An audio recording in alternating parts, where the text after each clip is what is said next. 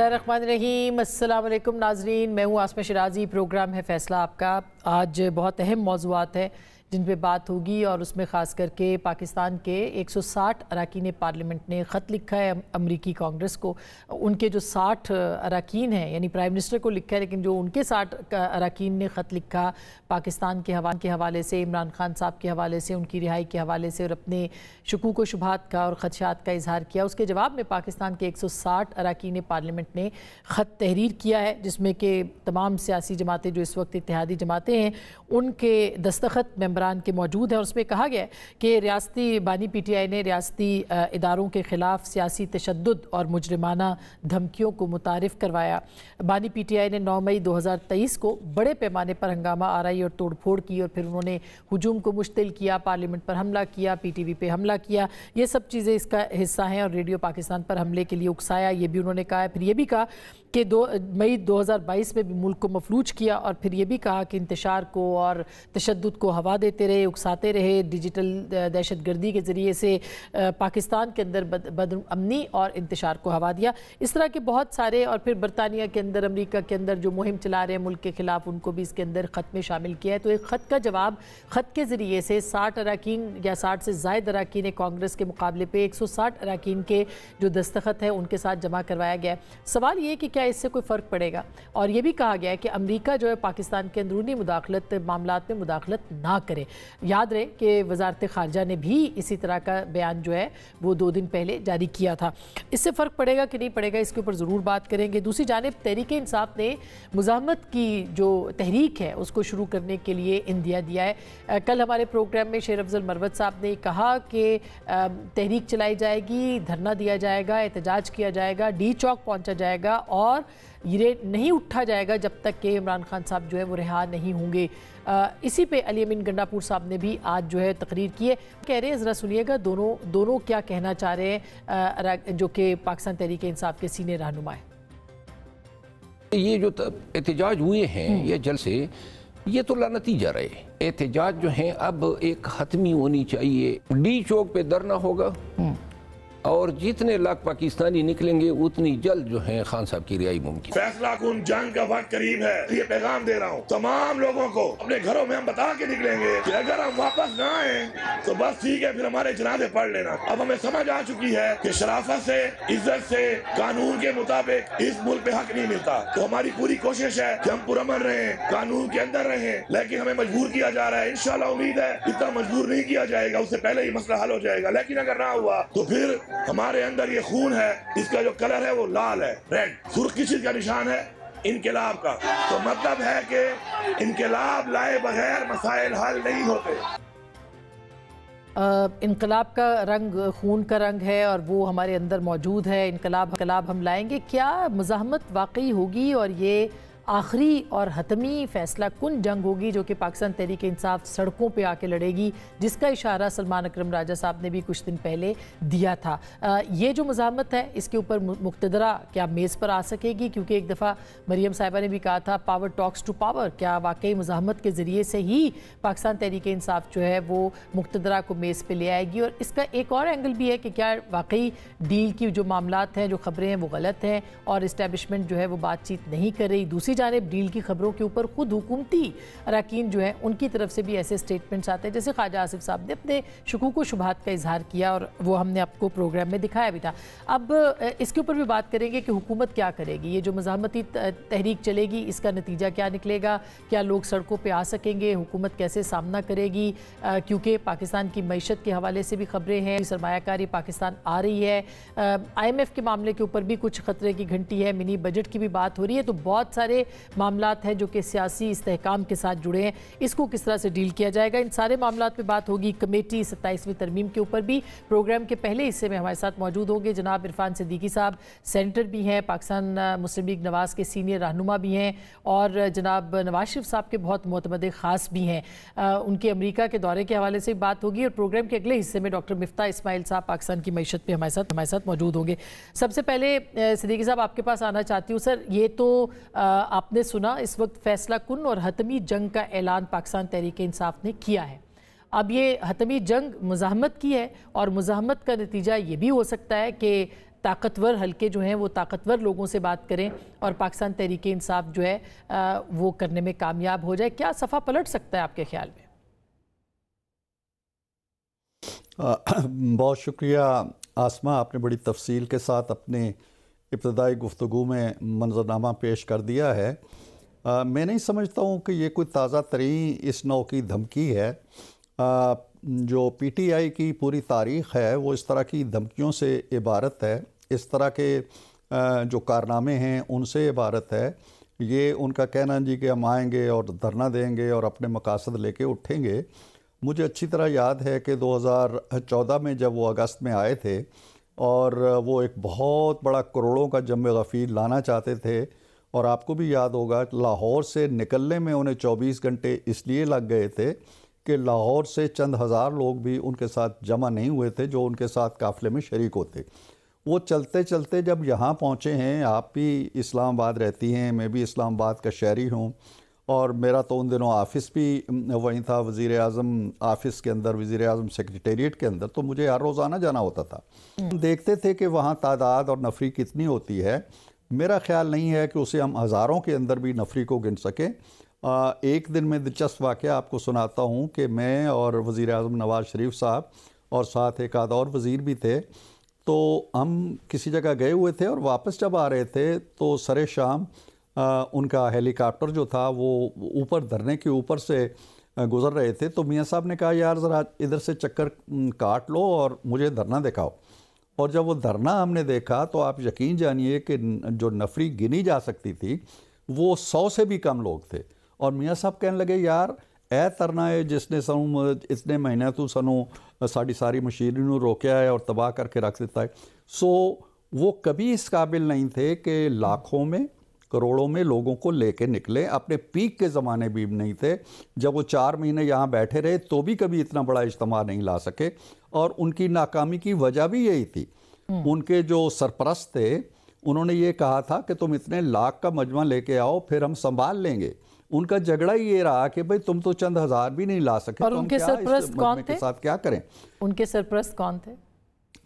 जी आप जानती हैं उनके नाम लेने की ज़रूरत नहीं है, अब तो उनके नाम भी बड़े तवातर से लिए जाते रहे हैं। तो वो जो भी थे उस वक्त, मुझे नाम याद भी नहीं रहते, लेकिन उनकी सरपरस्ती के बावजूद, आशीर्वाद के बावजूद और पूरी इमदाद के बावजूद उनको बुनियादी एतराज़ यही था कि खान साहब हमने ताहिरुल कादरी साहब को भी आपके साथ लगाया, उनकी खातीन, उनके मर्द, उनके दस्ते, उनके टीचर्स, उनके शागिर्द सब कुछ आ गए, कफन पोश दस्ते आ गए, हमला करने वाले आ गए, पलासों से तारें काटने वाले आ गए, कब्रें खुद गई, लेकिन आप कुछ नहीं कर पाए। और किसी वक्त भी अभी 2022 के अंदर 25 मई को खान साहब ने जब ये ऐलान किया, ये भी एक बड़ा दिलचस्प वाक़या है कि यहाँ तय हो गया उनकी यानी PTI की कमेटी और गवर्नमेंट की कमेटी जो उस वक्त PDM की गवर्नमेंट थी कि जी हम इलेक्शन करा देते हैं, इसका हल यही है, इस कज़िये को हम ख़त्म कर देते हैं। तय हो गया, PTI बड़ी खुश हो गई, वो ये पैगाम लेके पेशावर पहुंच गए। खान साहब ने कहा कि मैं इस तरह नहीं मानता, मैं ख़ुद जा रहा हूं इस्लामाबाद और वहाँ से ये इलेक्शन का ऐलान लेके परवाना लेके उठूँगा, मैं इस तरह की मफाहमत और मसालत के तहत नहीं आ रहा। वो आए और उनका ख्याल ये था, सुप्रीम कोर्ट बीच में आई, उनको जगह दी गई, वो लंबी कहानी है। लेकिन उस वक्त भी कितने लोग थे उनके साथ? अभी जो गंडापुर साहब पे हम जलसे कर रहे हैं कभी लाहौर में।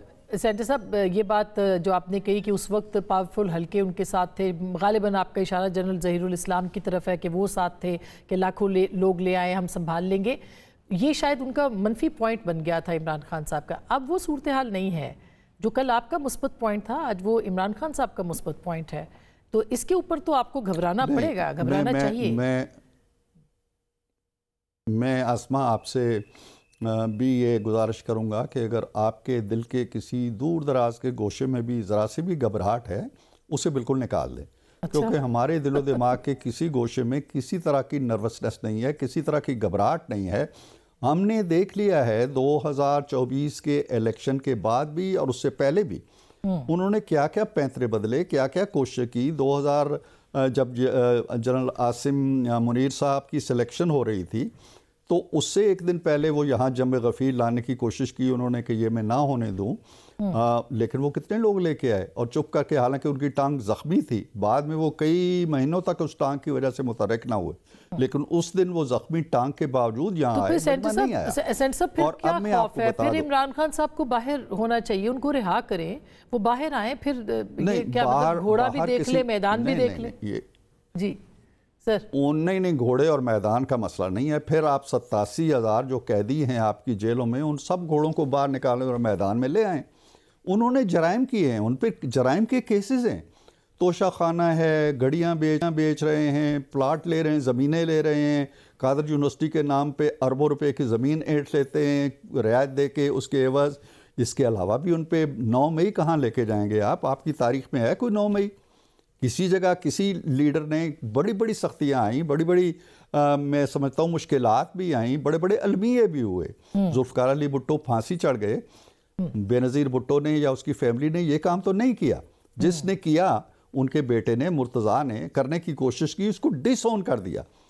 तो पॉलिटिकल एरिना के अंदर, पॉलिटिकल कल्चर के अंदर, डेमोक्रेटिक नॉर्म्स के अंदर ये चीजें नहीं होती हैं जो तो ये कर रहे आप कह रहे कोई घबराहट नहीं है, तो है कि अभी जी सर, अभी जो बुशरा बीबी साहिबा की रिहाई का मामला था, उस पर ख्वाजा साहब का स्टेटमेंट आया, बहुत लगता है कि सासीमगी सी है, एक शुकूक व शुबहात हैं, कुछ ऐसा लगता है हुकूमत के हलकों में। तो क्या डील की कोई, ये सारी खबरें जो है वो गलत हैं, वो मेरिट के ऊपर आई हैं? फिर तो आप माने कि उनके खिलाफ गलत मुकदमात बने थे और बनाए गए थे।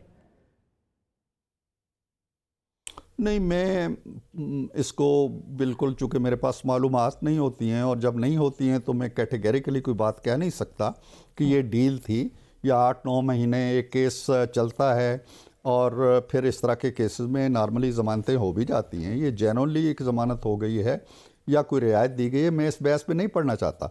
लेकिन सवाल ये है कि अगर कोई डील हुई है तो डील उस वक्त होती है जब दो ताकतें तकरीबन यकसां ताकत के तराजू में बैठी हुई हों और वो एक दूसरे से डील कर लेते। जब खान साहब जेल के अंदर पड़े हुए हैं और उनकी तमाम तर कोशिशें जो पिछले साल भर से वो कर रहे हैं एहतजाज उठाने की, वो नाकाम हो गई हैं, तो कोई उनसे क्यों डील करेगा? हाँ, ये ज़रूर हो सकता है कि आपने अपने तौर पर कोई इस तरह की रियायत लिख के दे दी होगी कि हमें माफ़ी दे दें, हमारी खातून को बाहर जाने दें, वो ये नहीं करेंगी, वो ये नहीं करेंगी, वो ये इसको अगर आप डील कहते हैं तो मैं इस पर शायद यकीन कर लूँ। लेकिन ये डील के कोई रियायत उनको दी गई, या क्यों रियायत दी जाएगी उनको?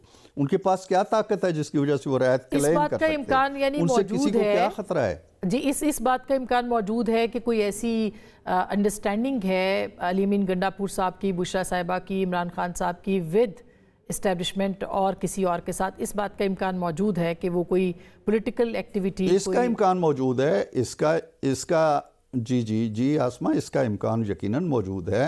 और वो आने वाले चंद दिनों में देखते हैं कि बुशरा साहिबा का तर्ज अमल क्या होता है, वो किस तरह का लबो लहजा इख्तियार करती हैं, खान साहब के हवाले से वो किस तरह की तहरीक उठाती हैं। तो उनके रवैयों से आपको जल्द अंदाज़ा हो जाएगा कि क्या कोई इस तरह की अंडरस्टैंडिंग है या नहीं है। ये बहुत दूर की बात नहीं है।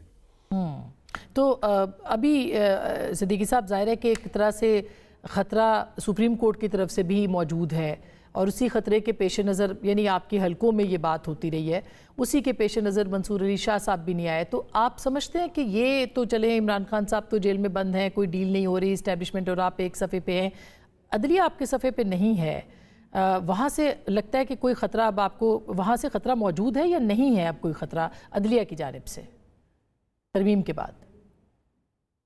देखिए, मैं तो ये समझता हूँ कि अदलिया को सिर्फ एक सोफ़े पे होना चाहिए और वो है आईने पाकिस्तान का सोफ़ा।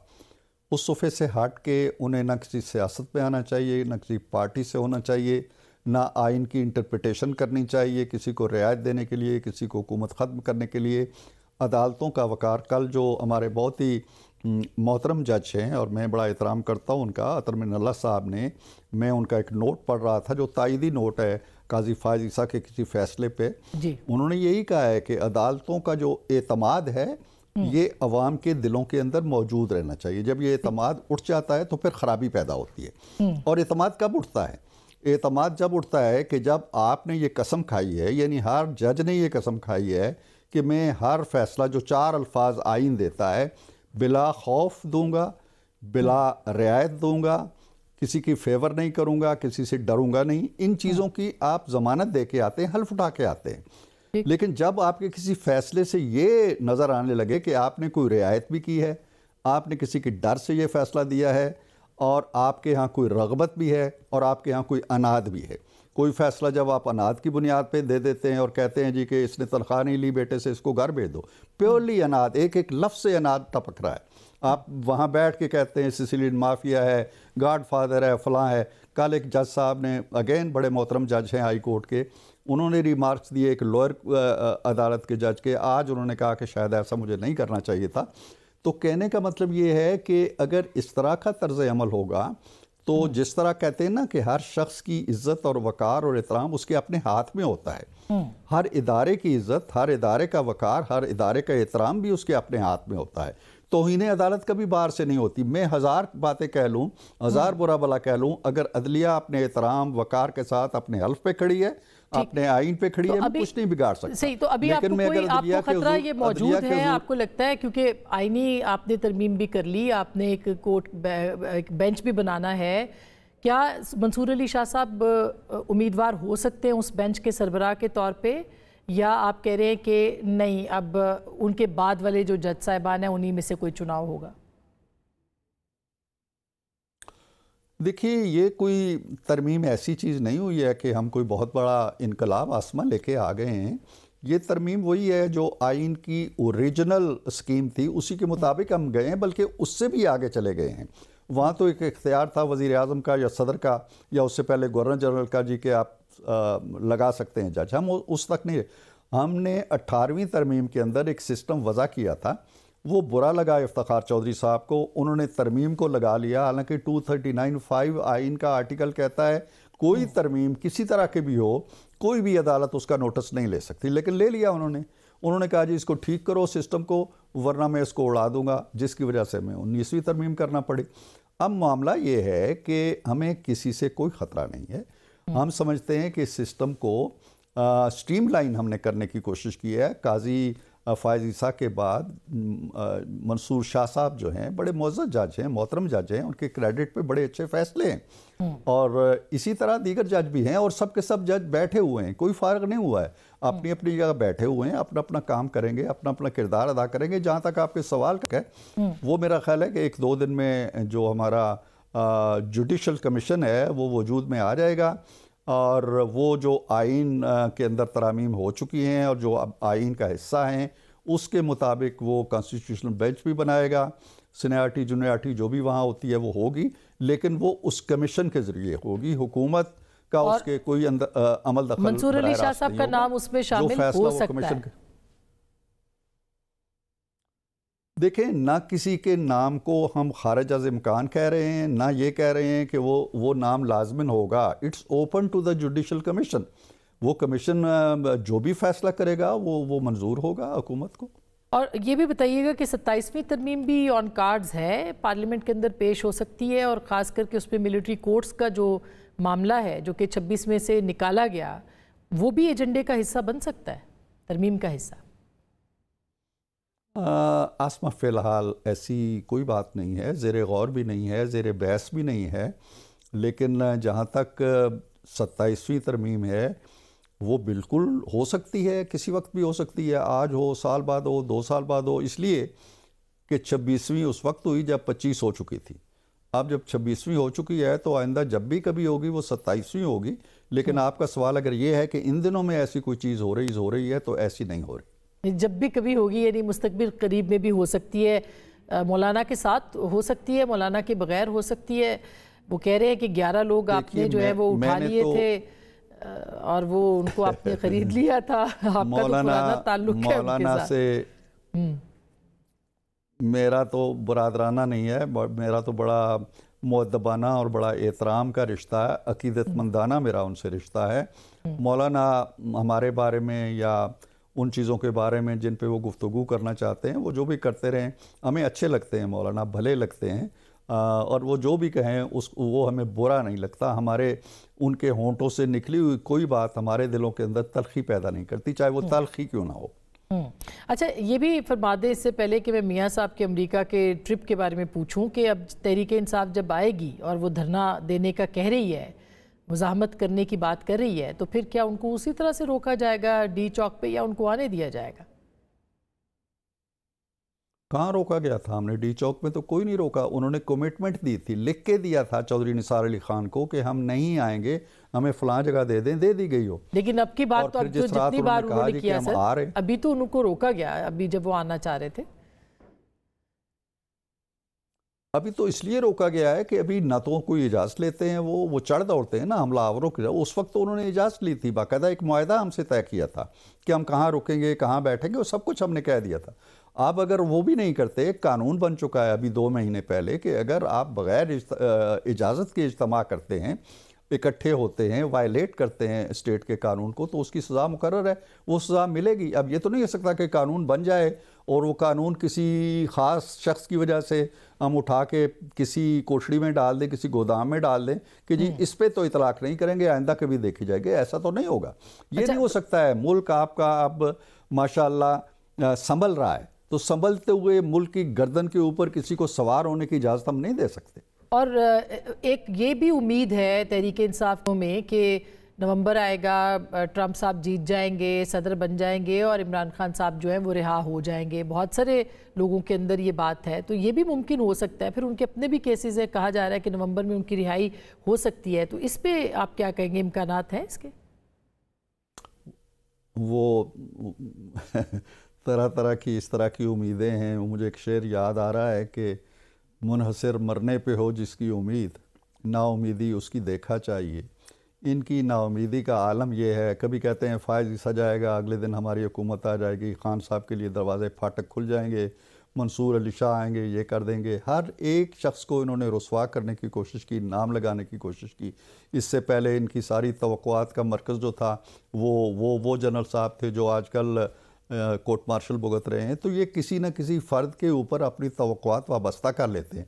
अब ये नाउमीदी की इंतहा है कि इनकी तवक्कुआत डोनाल्ड ट्रंप से जाके जुड़ गई हैं, और ये यहाँ आलम यह है कि उन लोगों को खुश रखने के लिए यहाँ फ़लस्तीन APC होती है, उसके अंदर नहीं जाते कि कहीं हमारे नंबर कम ना हो जाएं डोनाल्ड ट्रंप के सामने या यहूदी लाबी के सामने। तो क्या बात करूँ मैं इनके लिए, इनके बारे में तो गुफ्तगू करते हुए भी अल्फाज मेरा साथ छोड़ देते हैं। तो सेंटर साहब, अब नवाज शरीफ साहब जो हैं वो अमेरिका गए हैं, इमरान खान साहब ने आज कहा है कि वो गए हैं वहाँ पे तो फ़लस्तीन के लिए ज़रूर आवाज़ उठाएंगे। एक तो उनका कमेंट है, इसलिए मैं आपसे पूछना चाहती हूँ उनका वो किस नौइयत की उनकी मीटिंग्स हैं वहाँ पे, ज़ाती नौइयत की हैं या उनकी मुलाकातें होंगी, इस बारे में क्या इत्तलात है? क्योंकि बहुत सारी चहमेगोइयाँ हो रही हैं। नहीं, कोई चहमेगोइयाँ नहीं है, इसमें से कोई मानी कशीद करने की कोशिश नहीं करनी चाहिए। वो इंशाअल्लाह मेरी जो इत्तलात हैं वो मैक्सिमम 2 से 3 हफ़्ते उनको लगने हैं सारे। कुछ उनकी मुलाकातें थी निजी नौइयत की, कुछ उनके चेकअप्स के मामलात थे, कुछ वो जाना चाहते हैं, अरसा कुछ दिन रहना चाहते हैं दुबई में आके। इस नौइयत की उनकी मसरूफियात हैं, उनके अंदर से ज़्यादा मीनिंग्स निकालने की या कोई कंस्पिरेसी थ्योरी निकालने की ज़रूरत नहीं है। और ख़ान साहब को अगर इतनी ही दिलचस्पी है वहाँ बैठ के अडयाला के अंदर, तो वो अपने बंदों को कह देते कि यार छोड़ दो इख्तलाफात, 1 घंटे के लिए 2 घंटे के लिए चले जाओ फ़लस्तीन कॉन्फ्रेंस के अंदर। आपको अभी कुछ दिन पहले सेनेट में हमने एक करारदाद पेश की, बनाई, जिसमें फ़लस्तीनी लीडरों के कत्लेआम के बारे में मज़म्मत की इसराइल की। उस पे PTI के जो अरकान बैठे हुए थे उन्होंने कहा जी हम नहीं करते साइन, और वो सारे हाउस ने पास की सिवाय PTI के। आज उन्हें फ़लस्तीन का दर्द वहाँ उठ रहा है कि नवाज शरीफ वहाँ जाके आवाज़ उठाएगा। छोड़ दें ये दोगलापन, इस तरह की गुफ्तगूएं, इस तरह की बातें। क्या मियां साहब वहाँ पे सिर्फ निजी उनकी मसरूफियात है, कोई मीटिंग्स नहीं है, कोई लॉबिंग फर्म्स के साथ मुलाकात नहीं है? जी मेरे इल्म में कम अज़ कम नहीं है कि कोई सरकारी सतह की उनकी मसरूफियात हैं। मेरे इल्म में यही है कि उनकी मसरूफियात का दायरा निजी नौइयत का है। और पाक भारत ताल्लुकात के हवाले से भी मियां साहब कोई किरदार अदा कर सकते हैं? क्योंकि मरियम साहिबा स्मॉग डिप्लोमेसी की बात कर रही हैं आजकल, तो इस मामले पे आगे जाके कोई मियां साहब अहम किरदार अदा कर सकते हैं? देखिए, ये इशू जो है ये बहरहाल वफाकी हुकूमत का मैदान है, ख़ारजा पॉलिसी को तय करना, उसकी नज़ाकतें तय करना। लेकिन मैं समझता हूँ कि जो इस वक्त हमारा हुकूमती इत्तेहाद है उसके अंदर कोई ज़्यादा इख्तलाफात नहीं है कि हमें तमाम हमसाया ममालिक के साथ बशमूल भारत के मामलात को दुरुस्त करने की कोशिश करनी चाहिए। ऑफ कोर्स हमारे दरमियान एक बड़ा झगड़ा, जो बुनियादी झगड़ा है और बुनियादी मसला है हमारे ताल्लुकात की ख़राबी का, कश्मीर का और वहाँ पे होने वाले मज़ालम का, वो हमारे लिए एक रास्ते की रुकावट है। लेकिन इसके बावजूद अभी शंघाई कॉन्फ्रेंस पे भारतीय वज़ीर ख़ारजा आए, उनका खैर मकदम किया गया। अभी आज की ख़बरें थी कि हम क्रिकेट खेलने के लिए उनके साथ मामलात को आगे बढ़ा रहे हैं। तो हम तो नहीं चाहते हैं कि दुश्मनी या कशीदगी के ताल्लुकात किसी भी हमसाया मुल्क के साथ रहें। ठीक, लास्ट क्वेश्चन सर, क्या इमरान खान साहब नवंबर में रिहाई के इम्कानात आपको भी नज़र आ रहे हैं अदालत की जानिब से? देखिए, इम्कानात की बात करना मेरा ख़्याल है अदलिया के जो एक इख्तियार है या उसका जो इंसाफ का, कानून का एक तरीक़ाकार होना चाहिए, उसके ऊपर शायद कमेंट्स करने के बराबर होगा। ठीक, उन पे कड़े मुकदमात हैं और सबसे कड़ा मुकदमा जो 9 मई के हवाले से है, वो उसकी नौयत क्या होगी, वो जनरल फैज़ ज़मीर जो हैं उनके कोर्ट मार्शल के बाद उसकी शक्ल निकलेगी उस मुकदमे की कि उनका क्या हाथ था, खान साहब का, उनकी जमात का कितना हाथ था। तो उस मुकदमे को, जो कि अभी उसका आगाज़ भी नहीं हो सका, बाकी मुकदमात भी कोई हवाई मुकदमात नहीं है खान साहब की, अपना मियाँ साहब की तरह कि जी तुमने तनख्वाह नहीं ली और गीलानी की तरह। इसका मतलब है कि उनका भी मिलिट्री ट्रायल हो सकता है, वो भी मिलिट्री, उनका भी ये कोर्ट मार्शल जो हो रहा है इसके तनाजुर में उनका मिलिट्री ट्रायल भी इमरान खान साहब का हो सकता है। आसमा, हमने कोई इस तरह का कानून नहीं बनाया जो स्पेसिफ़िकली खान साहब के लिए हो। कोई आईनी तरमीम अगर हुआ भी चाहती थी तो वो नहीं हुई है इस नौयत की। लेकिन जो आपका आर्मी एक्ट है वो इसकी इजाज़त देता है। ख़ुद खान साहब के ज़माने में 20 या 22 केसेस चले हैं, उसी आर्मी एक्ट के सिविलियन लोगों के चले हैं। उन सिविलियन में से कुछ सज़ाएँ मिली हैं, वो सज़ाएँ अभी तक काट रहे हैं डैला जेल के अंदर। एक को तो शायद उम्र कैद की या उससे भी आगे की कोई सज़ा हुई है जिसकी अपीलें लगी हुई हैं सुप्रीम कोर्ट में। लिहाजा अगर खान साहब के दौर में मिलिट्री कोर्ट्स तो नहीं थी, लेकिन उस आर्मी एक्ट के तहत मुकदमात चल सकते थे, तो मेरा ख्याल नहीं है कि उनमें से किसी ने 200 मकामात पे जाके हमले किए थे जो इन लोगों ने किए हैं। लिहाजा हम कोई कानून नहीं बना रहे, जो मुरवजा कवानीन पहले से हैं, रूब अमल हैं, उन्हीं के तहत मुकदमा चलेगा उन पर। बहुत बहुत शुक्रिया, thank you so much. Siddiqui साहब बहुत सीनियर सियासतदान हैं, नवाज शरीफ साहब के बहुत करीब हैं और उन्होंने कहा है कि खारिज इम्कान नहीं है कि उनका मिलिट्री कोर्ट जो कि मुजवज़ा क़वानीन हैं उनके मुताबिक उनका भी मिलिट्री ट्रायल हो। ब्रेक लेते हैं, ब्रेक के बाद डॉक्टर मिफ्ता इस्माइल से कुछ बात करेंगे कि पाकिस्तान की जो मईशत है वो किस समत जा रही है, कुछ सरमायाकारी आ रही है, कुछ IMF के भी खदशात हैं, इसके ऊपर भी बात करेंगे और कुछ हमारी मईशत की जो हालत है डॉक्टर साहब से वो पूछेंगे ब्रेक के बाद।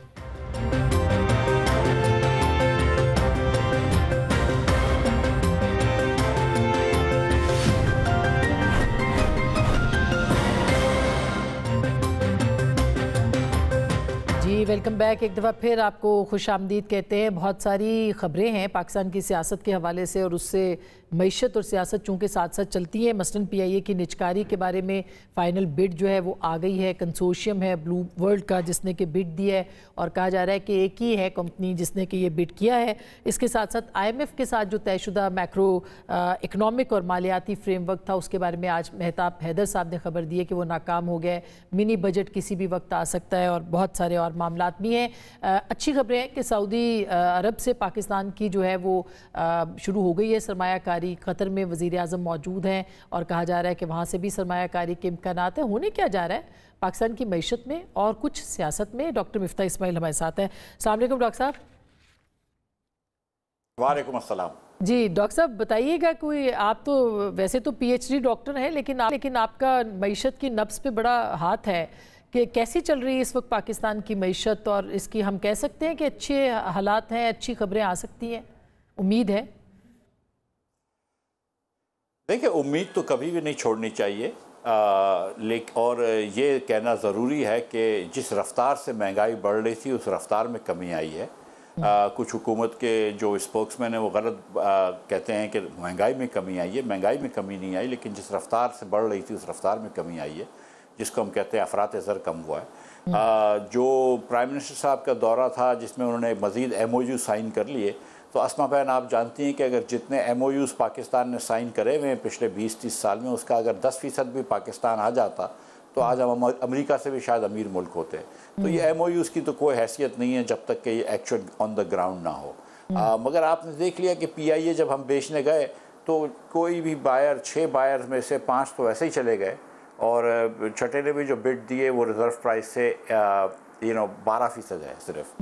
तो पाकिस्तान वो ये ज़ाहिर है कि पाकिस्तान की मईशत के ऊपर भी हमारे इन्वेस्टर्स क्या सोच रहे हैं, हमारे हुक्मरानी के बारे में क्या सोच रहे हैं, रेड टेप के बारे में जो ब्यूरोक्रेटिक हिंड्रेंस होती है काम की, उसके बारे में क्या सोच रहे हैं। पाकिस्तान में खित्ते में सबसे महंगी बिजली है, खित्ते में सबसे महंगी गैस है, खित्ते में सबसे ज़्यादा टैक्स रेट्स हैं। तो यहाँ पे बैरूनी सरमाएकारी लाना मेरे ख्याल से मुश्किल ही होगा। ये PIA के बारे में तो आपने बहुत काम किया जब आप वज़ीर ख़जाना थे, जब भी, उससे पहले भी, उसके बाद भी। आपको लगता है कि ये वाकई जेन्युइनली कोई आई नहीं कंपनी, कोई ये हौसला अफजा रिस्पॉन्स नहीं आया, या फिर यही होना था जो हुआ है या हो रहा है? मेरे ख्याल से यही होना था जो हुआ है। मैं तो पहले कहता था कि अगर PIA की कोई बिड दे या स्टील मिल की कोई बिड दे तो उसको दूसरी कंपनी फ्री दे दें, तो PTI वाले बड़े शोर मचाते थे। आज से 6-7 साल पहले जब मुस्लिम लीग, 5 साल पहले जब मुस्लिम लीग, 6 साल पहले जब मुस्लिम लीग इसको प्राइवेटाइज़ करना चाहती थी तो PTI ने इसके ख़िलाफ़ एहतजाज किया था, और असद उमर साहब और इसाक डार साहब ने एक माहिदा किया था जिसके तहत PIA प्राइवेटाइज़ नहीं होगी और मेजॉरिटी स्टेक जो है वो गवर्नमेंट के पास ही रहेगा। आज हम मेजॉरिटी स्टेक का बेचने जा रहे हैं, और उस दरमियान इन 5 सालों में 400 अरब रुपए का नुकसान हो गया है। तो इन दोनों शख्सियात से ये पूछना चाहिए कि इसका ज़िम्मेदार कौन है, ये 400 अरब रुपए का जो नुकसान हो गया है। और अगर आप PIA को इस साल भी प्राइवेटाइज़ नहीं करते और अगले साल फिर 100 अरब रुपए का नुकसान होगा, तो इसका ज़िम्मेदार कौन होगा? हुकूमत वक्त को भी इसका जवाब देना चाहिए कि ये जो 100 अरब रुपए साल के नुकसान हो रहे हैं और आप प्राइवेटाइज नहीं कर रहे, तो इसका जिम्मेदार कौन है? और इसके बाद पोटेंशियल क्या है? आपको लगता है कि अगर ये हो भी जाती है, ये नहीं हो गई है डील, इससे फ़ायदा होगा? क्योंकि आप तो प्राइवेटाइजेशन के हक़ में थे कि PIA जो है वो उसकी प्राइवेटाइजेशन हो, स्टील मिल की हो, तो इससे फ़ायदा होगा? मतलब पाकिस्तान को आमदनी होगी कुछ? मैं तो चाहूँगा कि इसका फ़ायदा हो, इसका डील हो जाए। देखिए ये इसी तरह है जैसे कि IMF से हम एग्रीमेंट करते हैं। एग्रीमेंट करने के बाद तो हमको मुश्किलात आ रही हैं, कोई फ़ायदा नज़र नहीं आ रहा, लेकिन एग्रीमेंट ना होता तो कितना लंबा नुकसान हो जाता। इसी तरह अगर आज PIA आप नहीं बेचते तो आपको अगले साल 100 अरब रुपए का हुकूमत पाकिस्तान को नुकसान होगा। अब ये 100 अरब रुपए का नुकसान जो है वो किसी प्राइवेट सेक्टर के खाते में चले जाएगा, तो आपको वो 100 अरब रुपए तो बच जाएंगे ना, जिससे आप पता नहीं कितनी यूनिवर्सिटियां बना सकते हैं, कितने अस्पताल बना सकते हैं, कितने बच्चों को तालीम दे सकते हैं।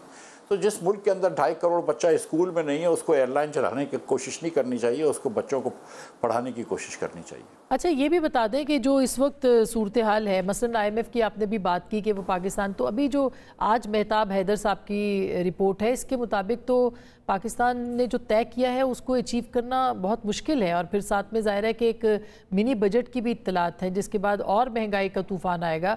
तो इस बारे में आप क्या कहेंगे? क्या ये सब स्ट्रेटेजिकली है? बहुत सारी चीज़ें जो हैं उस पैमाने के ऊपर भी जांची जाती हैं, या बस ये IMF ने जो कहा है हम उसको नहीं कर पा रहे और हम नहीं कर पाएंगे? आसमा, पहले तो ये देखें कि ये कितना इत्तेफाक है कि आज मेहताब हैदर साहब ने न्यूज़ में लिखा, खलीक कयानी साहब ने डॉन में लिखा, और शहबाज राना साहब ने एक्सप्रेस में लिखा, और तकरीबन यही बात लिखी, ये तीनों यही बात लिखी। और ये तीन जो हैं हमारे जो डीन ऑफ इकोनॉमिक रिपोर्टर्स हैं, तीनों मास्टर हैं इस चीज़ के। अब अगर ये तीन लिख रहे हैं तो फिर पीछे से कोई किसी ने थोड़ी सी इनको बैकग्राउंड इन्फॉर्मेशन दी होगी। ये बात दुरुस्त है कि पाकिस्तान जो है वो टारगेट मीट नहीं कर सका है। जो मुझे अफसोस की बात ज़्यादा लग रही है वो ये भी लग रही है कि जो चीज़ें हमने वादा की थी कि सूबे से करवाएंगे, वो चीज़ें भी नहीं कर रहे। ना एग्रीकल्चर टैक्स की बात कर रहे हैं, हमने एक नेशनल फाइनेंस पैक्ट की बात करी थी जिसके तहत कुछ अखराजात सूबों को ट्रांसफ़र कर देंगे, मसलन बिस्क की पेमेंट जो कि सूबों का काम है वो सूबे का ट्रांसफ़र हो जाएगी, दीगर चीज़ें होंगी, वो काम काम भी नहीं हुआ। हमने पेंशन रिफॉर्म की बात की थी, पेंशन रिफॉर्म भी नहीं हुआ। हमने वजारतें कम करने की बात की थी, वो भी नहीं हुआ। जितनी IMF की मुश्किलात थी उसके अंदर मजीद मुश्किलात डाल के सारी आवाम के ऊपर लाद दी गई हैं। एक मुश्किल हुकूमत के ऊपर नहीं आई है। हुकूमत ने अपना 22% जारी अखराजात बढ़ा दिए। भाई अगर इन्फ्लेशन 15% या उससे कम है तो तुम 22% क्यों बढ़ा रहे हो जारी अखराजात? हुकूमत ने 64% PSDP में इजाफा कर दिया। भाई क्यों कर रहे हो PSDP में इजाफा जब आप नौकरी पेशा लोगों के ऊपर 40% टैक्स लगाने के लिए मजबूर हैं? आप कहते हैं मजबूर है। जब आप बिजनेस इंडिविजुअल्स के ऊपर 50% टैक्स लगाते हैं तो आप किस मुंह से जो है वो 600-700 अरब रुपया आपने MNAs और MPAs को across Pakistan in different budgets दिया हुआ है कि वो जाके खर्च करें? आपने किस मुंह से 64% बढ़ा दिया PSDP को? सो हुकूमत ने जितनी भी IMF की मुश्किलात थी आसमा, वो सारी हम पे लाद दी। इसके अलावा जो अपने शौक पूरे करे, अपने शाह खर्चियों के शौक पूरे करे, अपनी सियासी खर्चियों के शौक पूरे करे, वो भी हम पे लाद दी। एक पैसे का इस्लाहात नहीं करी, एक पैसे का रिफॉर्म नहीं करा, ना कहीं अखराजात कम करे। देखें, टैक्स बढ़ाना रिफॉर्म नहीं होता है। आपको अखराजात कम करने होते हैं। बिजली के बिल बढ़ाना रिफॉर्म नहीं होता, बिजली के खर्चे कम करना रिफॉर्म होता है। वो तो आपने नहीं करा। IMF के साथ डील को चाहती नहीं है क्योंकि इससे तो खतरे में पड़ जाएगी ना डील आपकी। वो तो अभी आपको रिव्यू कर रहे हैं, तो चाहती नहीं है गवर्नमेंट, आपके ख्याल? हुकूमत देखिए, ये हुकूमत जो जिस तरह ये आई है, हुकूमत ये एकदम डर के काम करती है, खुल के काम नहीं कर रही है। ये हुकूमत को सिर्फ अपनी कुर्सी पे बरजुमान रहना है। तो पूरा महीना इन्होंने लगा लिया अमेंडमेंट करने में। रात के 5 बजे अमेंडमेंट करके छोड़े। मुझे बताइए कि एक महीने के अंदर किसी लेजिस्लेटर ने, मुस्लिम लीग के, पीपल्स पार्टी के या PTI के, किसी ने बात करी कि महंगाई का क्या मसला है? किसी ने बात करी कि 2.5 करोड़ बच्चे स्कूल में नहीं हैं? ये तो सिर्फ शायद खाकान अब्बासी और मैं अवाम पाकिस्तान की तरफ से ही बात करते हैं। इन्होंने कभी बात करी कि निज़ाम नाक़िस हो चुका है, कितना बोझ डालेंगे? आप टैक्स लगा रहे हैं 40% और 50% नौकरी पेशा और बिजनेस इंडिविजुअल्स के ऊपर, और क्या सर्विस प्रोवाइड कर रहे हैं आप? क्या आप खिदमत दे रहे हैं पाकिस्तानियों को? आप बच्चों को पढ़ा तो नहीं पा रहे, आप बच्चे स्टेंटेड हो रहे हैं, वेस्टेड हो रहे हैं, उनको आप कुछ दवाई तो नहीं दे पा रहे आप। मतलब ये हुकूमत जो है वो तो सिर्फ अपने आप के लिए मौजूद है। और आईनी तरमीम इसी के लिए हुई थी, और ज़ाहिर है कि कुछ और तरमीम की भी पेशन गोई है। मैं डॉक्टर साहब एक छोटी सी ब्रेक लेती हूँ, ब्रेक के बाद वापस आएंगे। अवाम पाकिस्तान पार्टी जो है वो कैसे अपने जो वो परवाज़ कैसे करेगी, इसके ऊपर भी कुछ बात करेंगे। हमारे साथ रहिएगा, मिलते हैं ब्रेक के बाद।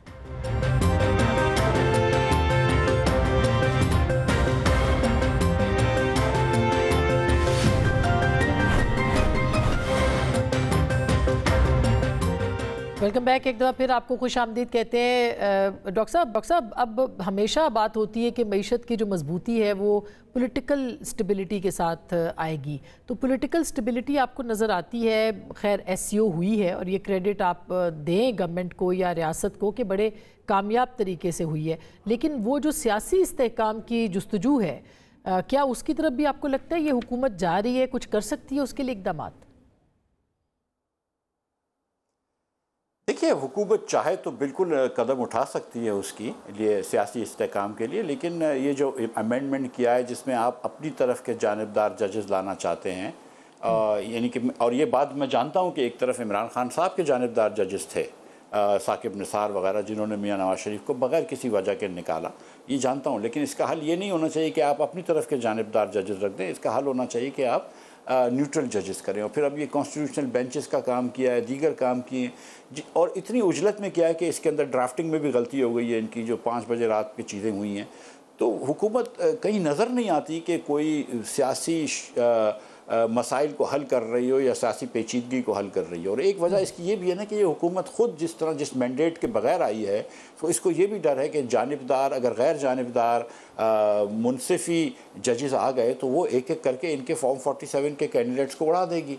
तो लिहाजा हुकूमत भी एक बाइंड में है। लेकिन मैं समझता हूँ कि मुल्क की खातिर, लेकिन नॉट के मुल्क की खातिर ये करते हैं कुछ, मुल्क की खातिर अगर ये आपस में बैठ जाएँ अपने ईगो को छोड़ के हर हरीफ, तो शायद बेहतरी आ जाए। तो शायद अवाज साहब इस बारे में कहते रहे हमेशा कि डायलॉग होना चाहिए, बाकी लोग भी कहते हैं, लेकिन वो बड़े तवातुर के साथ बड़े अरसे से कहते हैं। आपको लगता है कि कोई डायलॉग का चांस बन सकता है, कोई मुकालमा किसी एक जगह बैठने का, और आपकी जमात उसमें कोई किरदार अदा कर सकती है अवाम पाकिस्तान? देखिए आसमा, हमारे हिंदुस्तान से बड़ा कश्मीर पे और दीगर मसाइल पे मुतनाज़ा रिलेशनशिप हैं, लेकिन कभी ना कभी हम उनके साथ भी बैठते हैं, और अब भी अगर कभी हमारी बेहतरी के दोस्ती की तरफ जाएंगे तो हम उनके साथ बैठ के बात करेंगे। ईरान से हम बात करते हैं, अफगानिस्तान से बात करते हैं, हमास और फ़लस्तीन के लीडरान जो हैं वो भी इसराइलियों से बैठ के कतर में बात करते हैं। तो ऐसी क्या कवाहत है कि जिसके तहत PTI की लीडरशिप और हुकूमत की लीडरशिप जो है वो आपस में बैठ के बात नहीं करती। और इस मुल्क में जिसमें कि फ़ौज भी बहुत बड़ी स्टेक होल्डर है और जुडिशरी भी बहुत बड़ी स्टेक होल्डर है, उसके अंदर अगर इनके भी कुछ इनकी भी कुछ आरा शामिल कर दी जाएँ कि मुल्क किस तरह लेके आगे जाना है। एक बात हमको याद रखनी पड़ेगी आसमा, कि देखें 75 साल में मुल्क ने पाकिस्तान की गरीब आवाम को या मिडिल क्लास आवाम को कुछ नहीं दिया है। ये याद रखें कि 1990 में ये जनूबी एशिया का अमीर तरीन मुल्क आज उसका गरीब तरीन मुल्क हो गया है। तो ये मुल्क जो है वो अबतरी की तरफ, पस्तगी की तरफ जा रहा है और हमारे लोग मायूसी में फंसे हुए हैं।